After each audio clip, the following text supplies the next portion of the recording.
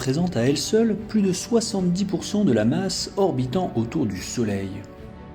C'est une planète gigantesque de 140 000 km de diamètre qui tourne sur elle-même en à peine 10 heures, dénombrant aujourd'hui 79 satellites. Elle est tellement massive qu'elle nous sert de bouclier face aux comètes et astéroïdes qui auraient l'idée de s'aventurer dans notre voisinage. Et oui, dans cet épisode, nous parlons de Jupiter.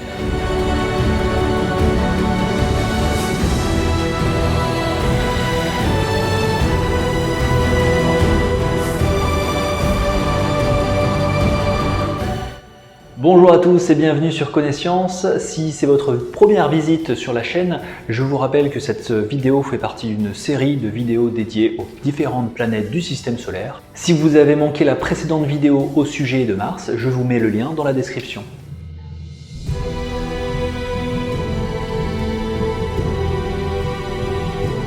Commence il y a 4,5 milliards d'années, alors que le système solaire n'est qu'un disque de poussière où, en son centre, une étoile vient de s'allumer, notre Soleil.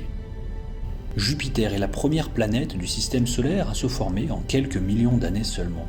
En grandissant, elle plonge en direction du Soleil. Saturne la suit de très près et finit par la rattraper. Elle entre alors en résonance 3-2. C'est-à-dire que Jupiter fait 3 tours pendant que Saturne en fait 2. Ce qui aura pour conséquence d'arrêter Jupiter dans sa course folle aux alentours de 1,5 unités astronomiques du Soleil. Cette résonance renverra les deux planètes vers leur lieu de naissance seulement 10 millions d'années après le début de la formation des planètes.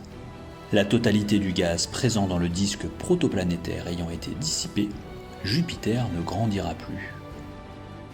Saturne et Jupiter continuent à s'éloigner jusqu'à entrer en résonance 2-1, perturbant fortement Uranus et Neptune qui s'approcheront de plus en plus de la ceinture de Kuiper.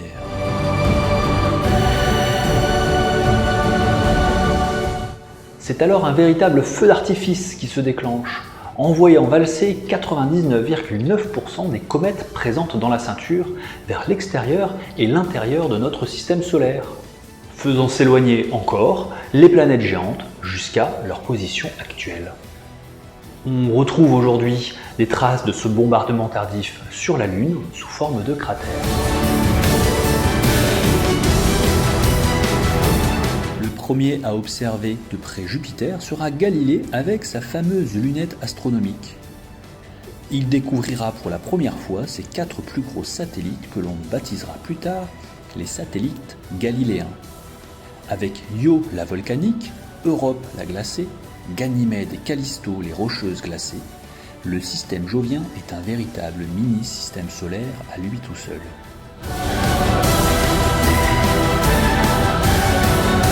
Le plus fascinant des satellites de Jupiter est sans doute Europe, dont la NASA vient de diffuser les images les plus précises de sa surface.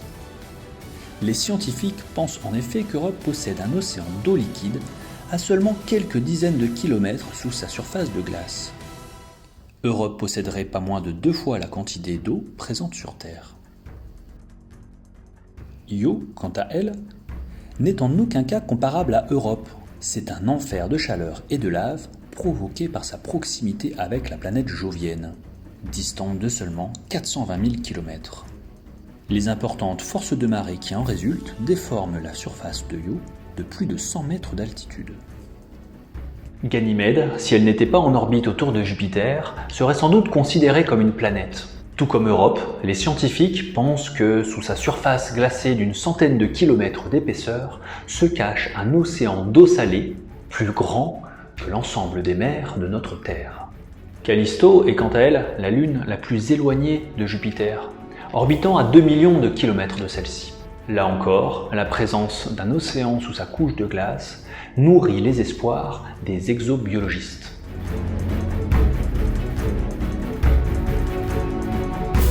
Il faudra attendre l'arrivée de la sonde européenne JUICE pour en savoir plus sur les satellites galiléens et en particulier Ganymède, autour de laquelle elle se satellisera aux alentours de 2032 afin d'étudier sa magnétosphère. Ganymède étant la seule lune du système solaire à générer son propre champ magnétique. La mission aura également pour but de mesurer la taille de la croûte de glace d'Europe et d'identifier de potentiels sites d'atterrissage pour les futures missions.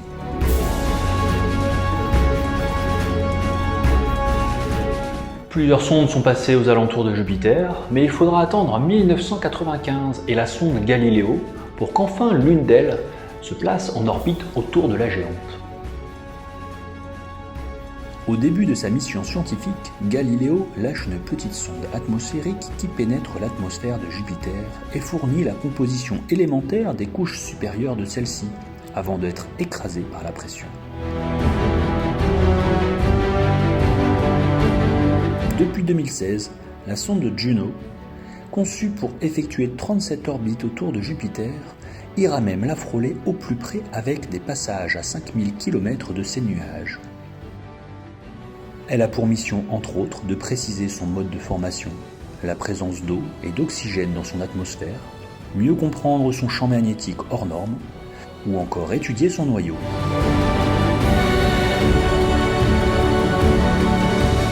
Contrairement à ce que l'on peut croire, l'intérieur d'une planète géante telle que Jupiter ressemble plus à l'intérieur d'une étoile plutôt qu'à l'intérieur d'une planète rocheuse.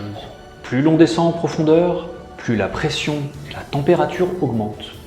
L'hydrogène et l'hélium présents à l'état gazeux en surface se transforment en liquide après 10 000 km, puis à l'état de fluide métallique sur 55 000 km d'épaisseur.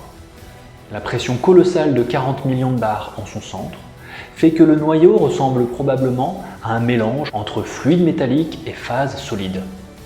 Le champ magnétique de Jupiter est le plus intense du système solaire, 14 fois celui de la Terre. Il serait engendré par l'hydrogène qui entoure son noyau. Celui-ci serait tellement comprimé qu'il se comporterait comme un métal en fusion. Sa magnétosphère s'étend, elle, sur une distance entre 50 et 100 fois la taille de Jupiter et pourrait atteindre l'orbite de Saturne sous l'effet des vents solaires.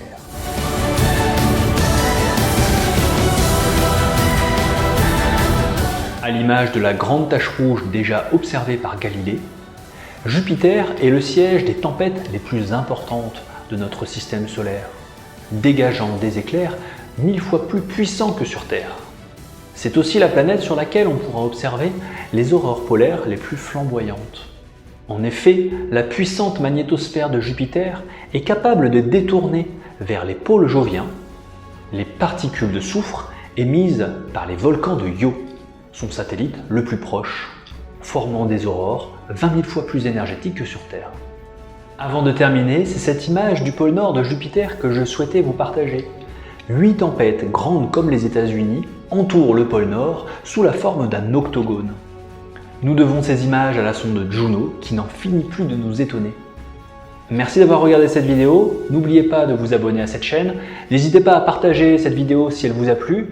Je vous dis à très bientôt et surtout n'oubliez pas, continuez à apprendre et à vivre vos passions.